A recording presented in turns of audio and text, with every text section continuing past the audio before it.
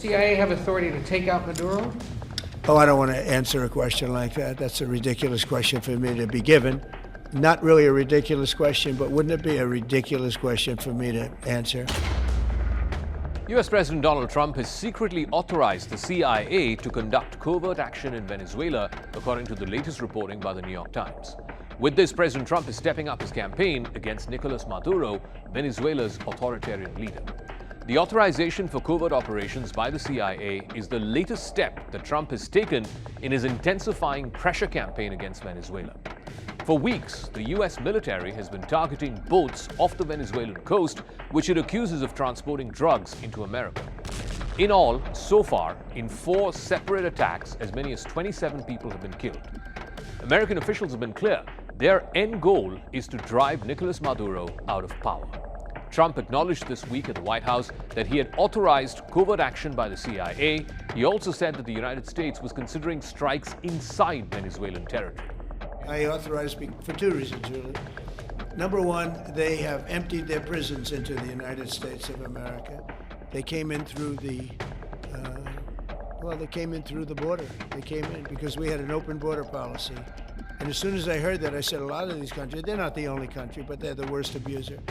And they've entered there, they've allowed thousands and thousands of prisoners, mental institution, people from mental institutions, insane asylums, emptied out into the United States. We're bringing them back, but that's a really bad, and they did it at a level that probably not, many countries have done it, but not like Venezuela. They were down and dirty. And the other thing are drugs. We have a lot of drugs coming in from Venezuela. And a lot of the Venezuelan drugs come in through the sea, so you get to see that. But we're going to stop them by land also. Any strikes inside Venezuela would be a significant escalation.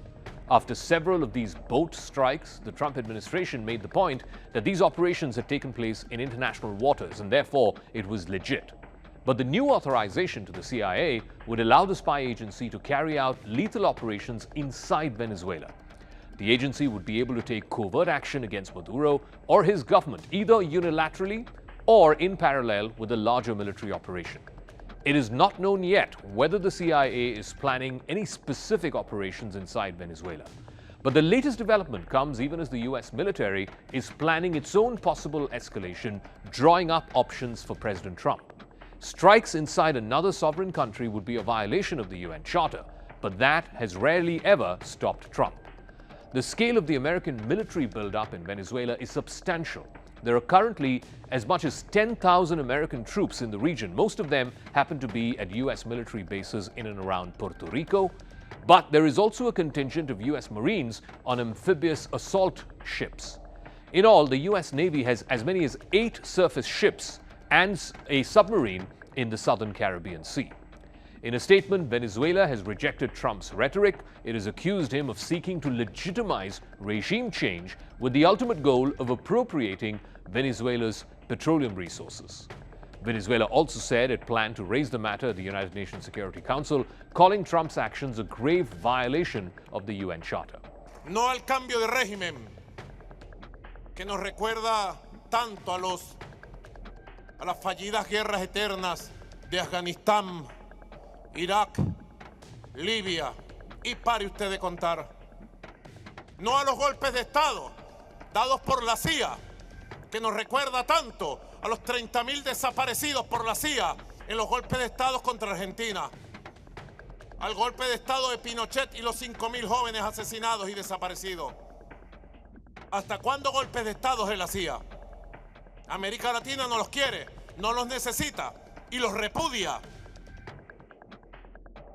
Así que la paz se gana, no tengo ninguna duda. La paz se preserva. Donald Trump ordered an end to all diplomatic talks with Nicolas Maduro and his government earlier this month as he grew frustrated with the Venezuelan leader's failure to accede to American demands to give up power voluntarily. There was also a continued insistence by Venezuelan officials, Maduro included, that his country or his government had no part in drug trafficking to America. Richard Grenell, who is a special presidential envoy, had been leading the negotiations with Maduro. But during a meeting earlier this month with senior military commanders, Trump called Grenell and instructed him that all diplomatic outreach, including talks with Maduro, be put off indefinitely. Marco Rubio, the U.S. Secretary of State and the National Security Advisor, has called Maduro an illegitimate leader. Rubio had described Maduro as a fugitive from American justice and that the United States has increased the reward for Maduro to $50 million on his head.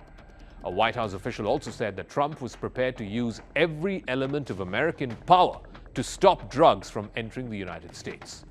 The Trump administration's strategy on Venezuela, developed by the Secretary of State Marco Rubio, along with John Ratcliffe, the CIA director, aims to oust Maduro from power.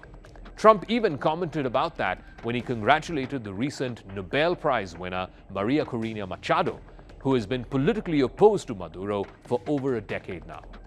The CIA has said very little about what they intend to do in Venezuela, but the director of the agency, Ratcliffe, has promised that the CIA would become much more aggressive under his leadership. During his confirmation hearing earlier this year, Ratcliffe said that he would make the CIA less averse to risk and more willing to conduct covert action when authorized by the president. But this is not the first run-in. Early on in his second term, Trump had alleged that a Venezuelan gang, Tren de Aragua, and their members had been specifically released from prison and sent into the United States to commit crimes. In March, Trump proclaimed that the TDA gang, which was founded in Venezuelan prison, was a terrorist organization and they were conducting irregular warfare against the United States under the orders of Nicolas Maduro. While the US military continues to operate, these kinds of strikes against the boats which were carrying drugs from Venezuela are generally made public. But CIA covert operations are typically kept secret. Some, like the CIA operation in which the Navy SEALs killed Osama bin Laden in 2011, those were made public. The last time the CIA publicly acknowledged removing a head of state was in 1989, when the ruler of Panama, Manuel Noriega, was removed unceremoniously. Today, almost 40 years later, that mantle could very soon fall on Nicolas Maduro and the government of Venezuela, who could be staring at a possible regime change.